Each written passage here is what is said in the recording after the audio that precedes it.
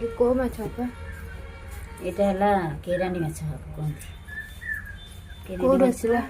ଏଇଟା ଗାଡ଼ି ଆମର ହେଇଥିଲା ତ। ଦେହ କେତେ ପ୍ରକାର ମାଛ ଅଛି। ଏଇଟା ଅଛି ଛୋଟ କଉ ଫାସି, ଏଇଟା କହନ୍ତି କ'ଣ ବାଲିଗରଡ଼ା ନା କ'ଣ ବୋଧେ।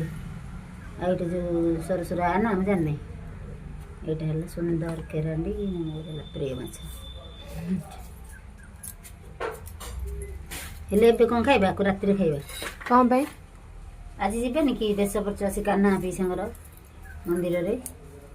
ଆଉ ଆସିଲେ ରାତିରେ ହବ ଆଉ। ଆମେ ତ ସେଠି ସବୁ ପଳେଇ ଘରକୁ ବି ମାଛ ଦେଲି। ମାଛ କିଲେ ଆସିଥିଲା, ତାଙ୍କୁ ଅଧିକା ଦେଇ ଦେଇଥିଲି, ଆମର ଅଳ୍ପ ରଖିଥିଲି। ରାତିରେ ଖାଇବା ଆଉ। ସଜ ପଖାଳରେ ମାଛ ଚଡ଼ଚଡ଼ି କରିକି ବଢ଼ିଆ ଲାଗିବ। ବନେଇବା ସାଙ୍ଗେ ସାଙ୍ଗେ ହେଇଯାଉଛି।